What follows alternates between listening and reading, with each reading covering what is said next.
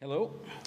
Now there's been a lot of talk the last couple of days, just about every speaker saying that they didn't want to steal the next person's thunder.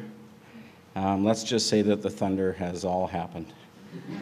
I'm the quiet part before the lightning, and you know him as Brian Leary. I'm here to talk to you about transmedia and transmedia storytelling. So I'd like to demonstrate the effectiveness of transmedia storytelling and why, with all the technology we have at our fingertips and devices like the one I'm reading from here, it's relevant, it's needed, and it's expected. Now, I'd like to first say that transmedia isn't for every book. I believe that some stories are better when they are experienced versus when they're just read. Some books are better left alone, but those books are not where I work. I work in experience and I work in immersion. And over the next few years, we're going to see tablets, in many cases, taking over desktops, laptops, and becoming many people's interface to digital content. And with the fact that the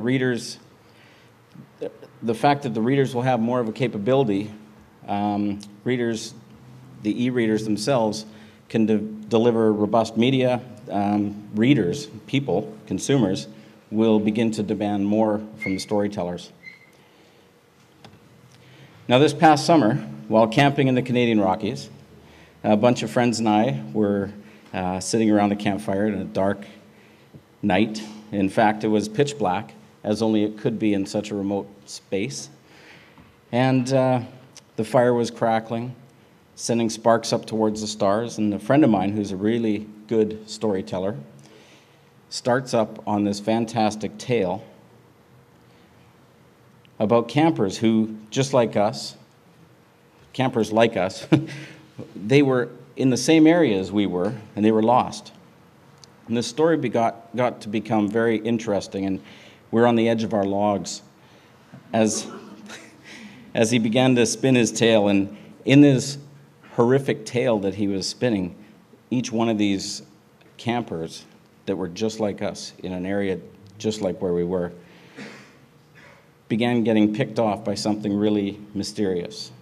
And we're hanging on every word that he's saying when all of a sudden someone from the group, an accomplice of the storytellers, sneaks up behind us and jumps in front of us with a giant axe at the climax of the story. Now, a bunch of middle-aged guys you'd think that a bunch of middle-aged guys would be immune to this, but this really did startle all of us. The story was good, it was really good, but I bet if I told you that same story in this room right here and read it to you, we wouldn't have the same reaction.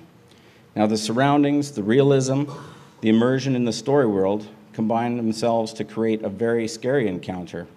By adding these components, the remote darkness, the campfire, a drunk man with an axe, the story has gone from being a simple reading of a story to an experience, and the audience is entertained and engaged. So, transmedia is the campfire. Transmedia is the ambiance and the surroundings. It builds a credible story world that immerses the audience and gives them an experience. Next week is the Story World Conference, the first worldwide transmedia conference. It's right here in San Francisco. Transmedia has moved from being something that's been talked about and speculated about to being done. It's a major buzzword in Hollywood, and everyone is jumping into the game to try and figure things out and to tell fantastic stories. But there are some challenges facing transmedia producers. There they are. Category recognition, high production costs, and an inconsistency in the approach. Combine that with the fact that nobody within the transmedia world can agree on what exactly transmedia is. There's many different strains, many different concoctions. However, there is one thing that everyone can agree on. They don't like the term transmedia. I don't much care about the label myself. I'm more concerned with how we tell readers about what we have, and I suppose to do that, we do need to have some consensus on what it's called. And as long as we're in a niche industry, we can't agree on what to call it. How our readers going to know what to ask for. So this transcends into discovery, and even when a reader finds us, how do they know we're a transmedia story without us being overly obvious about it?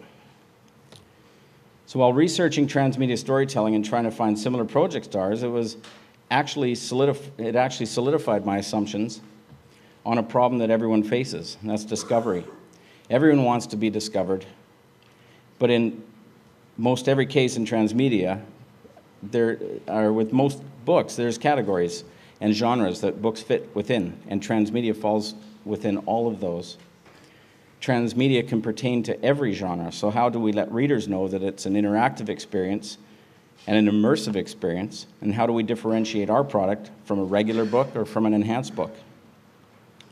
While I'm sure there's other projects out there similar to ours, they're certainly not easy to find, even though not to the consumer. And even though each of them are likely spearheaded by very talented digital companies from a reader's perspective. It's a dog. Go went past, sorry. They're hard to find.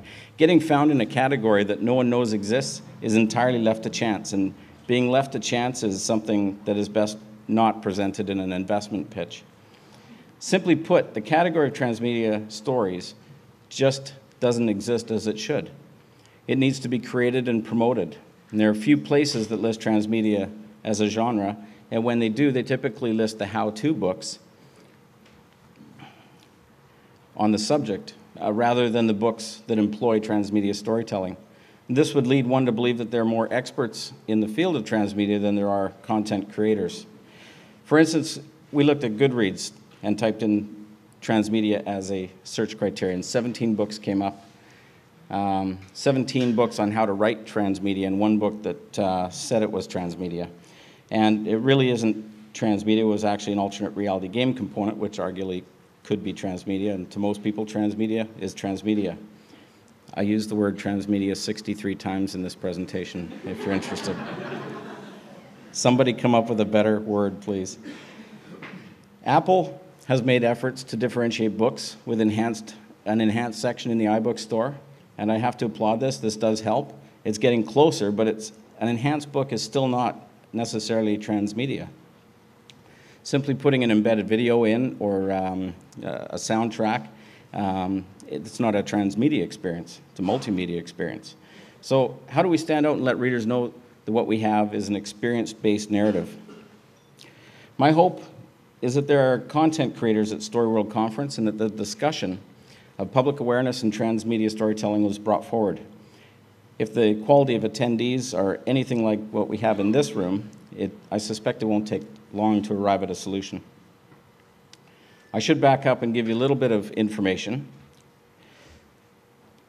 Last year we released One Child, a transmedia thriller. It contained an original soundtrack, 4 filmed scenes, 27 social media profiles, and was released in real time online as a serial, and then sold as a print version, an ebook version, and a browser-based version. I'm oversimplifying the description because I think many of you were here to learn about it last year. And we learned a lot from this experience in putting this together. And there's not an awful lot I would change, to be quite honest. I would change a few things, which would be more from the distribution side of things. But that's another subject entirely. You see, in my space, how we approach transmedia at Enthrill is that we use multiple mediums to tell the story. Our base narrative is written and edited the same way a traditional book would be. Where we differ is in the planning and the story and how we break out the plot, the character stories, and the various elements to tell the story through multiple venues. So while we may employ a serial release of the narrative in real time, readers can follow some of the characters online through social media profiles.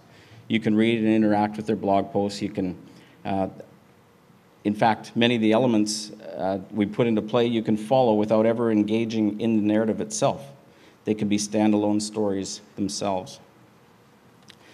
So our next transmedia project is due out in March of 2013, and over the last 6 months, we've conducted extensive research into the locations of the story, having our authors spend about 6 weeks on the road between Eastern Europe, London, Boston, and in addition, we've been planning an extensive back end for the project and will begin development over the next month.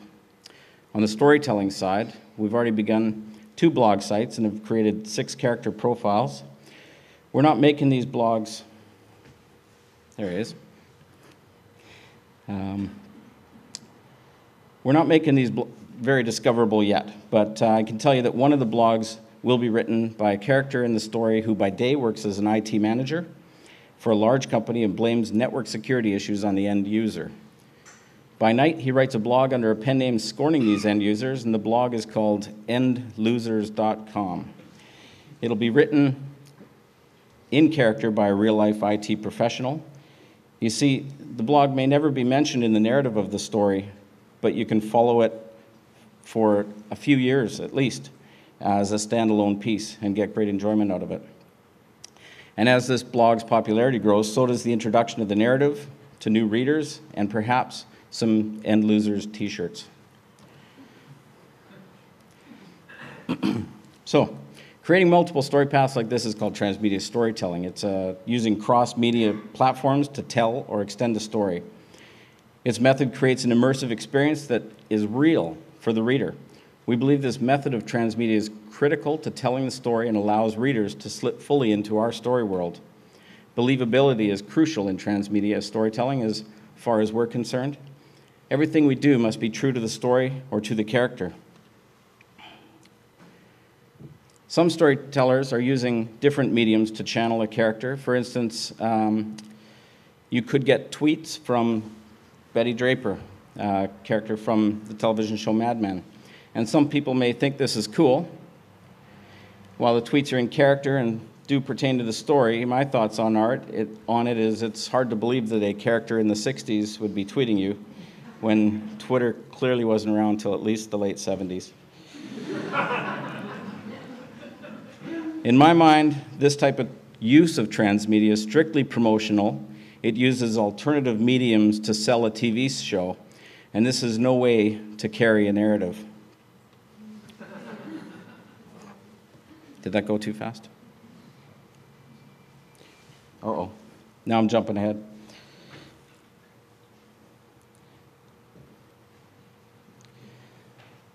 So although there are people who like this as part of their experience, getting tweets from characters, this type of method has far less to do with the story than it does with the promotion of the story. And unfortunately, this use of transmedia as a promotional tool versus as a storytelling tool is more prevalent because it's easy to monetize. It's easy to monetize because it's easy to understand. Transmedia storytelling inherently isn't. Promotional transmedia is at best glorified advertising, and it hurts legitimate transmedia storytellers because to most people, transmedia is transmedia. There's no differentiation. And money, like water, follows the path of least resistance. So how do we as transmedia storytellers monetize now that the subject of transmedia makes... Now, when we talk about monetization, if transmedia makes you cringe, you might want to leave the room for the next few minutes here. I'm really excited about this because the breakout of the story allows us to break out multiple areas for monetization. Independent opportunities for making money on the project that doesn't conflict with the story. So monetization in transmedia can be as fragmented as the story itself. And don't let the focus of the book sales alone, don't let the book sales alone be your focus. That's just part of the big picture. Where are other opportunities? Well, merchandise perhaps. Who wouldn't want an End Losers t-shirt? The merchandise doesn't even have to reference the story. In this case, it's a character's blog. Who's to say the character isn't selling them on the side? That could be part of his story. Perhaps the sales of t-shirts keeps him in check with the bookie at the local pub. How about offering advertising space on the numerous websites and blogs that we have in place as part of our story world? Real websites have advertising, why not fake ones? So then we come to product placement. I know it's almost as much of a dirty word as transmedia in this room, but transmedia storytelling allows us to integrate product placement and have it become part of the story. It helps in making the characters and plot believable. Linking characters to the real-world things isn't anything new, but the fact that this information is being spread over multiple platforms and mediums makes this type of integration appealing to manufacturers and advertisers. This means there could be more than a mere mention in a textbook. It could be brought to life in video or through social media or somewhere else in the story world. I'm going to use Apple as an example. A character in our story could use an iPhone. That's no big deal, it's nothing new. But maybe the character also likes Apple on their Facebook account. Maybe they add Apple to their interests and comment on the Apple page from time to time. They can tweet about updating to the new OS, and they like their new phone better than their BlackBerry. These are all things that make the character real, but are opportunities in the story for placement. This character could also produce a photo through iPhoto. There's a number of opportunities, including ads in our pages. My point is that as part of the story, placement may not be obvious to readers unless they're using small demons. The total integration would be very seamless and part of the story, very natural. The reader may not make a connection that it's actually placement, but would certainly be exposed to the advertisers as part of the experience. Product placement in Transmedia story needs to be weighed. Will it benefit the story or will it detract from it? And this is a question that the creators must ask themselves. At the end of the day, the story must be believable. Product placement must make sense for the character and for the story. Planning and strategy must be employed to be successful. So, monetization is important. Creative and intelligent use of product placement can be a useful monetization tool for transmedia projects. So with many entry points, many rabbit holes, it provides us with endless opportunities. Monetization can come in other ways, though. Readers can stumble upon a blog and follow it for some time before learning it's part of a larger narrative. This may be intriguing to them as they uncover more and more and then discover the story itself. This experience is their own, and they made it. And how do we capitalize on that? The act of discovery on the reader's part can be preserved by the reader and captured as part of a product by way of a bespoke book. A custom book tailored for each reader. Now imagine ordering your book online and it being unique to you based on your experiences within the story, the tweets you followed, the blogs you commented on, all interweaved as part of your very own memento and shipped or downloaded to you as a one-off. That's pretty cool. With the perceived value of digital asset being low, we need to find ways of changing this perception. Richard Nash had a nice graph depicting ebooks as the lowest point of entry and limited editions as being far higher up. Okay, a lot higher up. When we look at the story without the packaging of the print book, the reader is left with a simple digital asset. It's intangible and it's hard to instill value. Enhanced books, ebooks, books as apps, digital print combos, these are all attempts at adding value to the digital asset to justify a higher fee. And I have no issue with these. I believe they add value. Content creators need to pay attention to anything that can change perception of ebook value. We need to continue to be creative in marketing and sharing ebooks. There's a lot of ideas that could be employed in this area. Include readers into the equation means they have an interest in the story. Readers love to talk about the books they've read. This is extended to the transmedia experience. Interaction plays a large role by capturing this interaction, and we believe we can make a remarkable one-of-a-kind book for everyone. We believe that people will pay more for something that's created just for them, a unique product or something that they have a personal connection to. And as we build out our next transmedia property, we're developing an engine to do just that, to capture these personal experiences, to capture each individual's experiences within the book. The best part is we're able to use this engine on future projects, reducing our cost as we release more stories. Transmedia isn't going away anywhere anytime soon. The high cost to implement it is what's stifling it from its growth. Everyone from documentary filmmakers to television shows to book producers are looking at transmedia because it's a powerful engagement tool and fans love the immersion. the high cost that has prohibited many projects from happening, or it has prohibited many projects from happening, or many projects have been pared down to the point of ineffectiveness. And as we build out our Transmedia engine, we'll eliminate some of these tedious tasks, create a platform to disseminate the narrative, and to capture the individual's experience. Once built, our plan is to apply it to all projects going forward. Just going to summate here, sorry.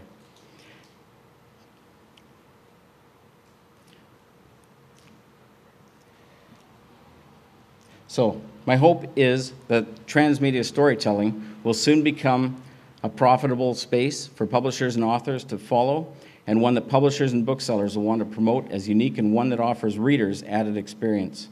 Before I go, I'd like to tell you a little story that I don't have time to tell you, but it's about beautiful books, and you would have enjoyed it. Thank you.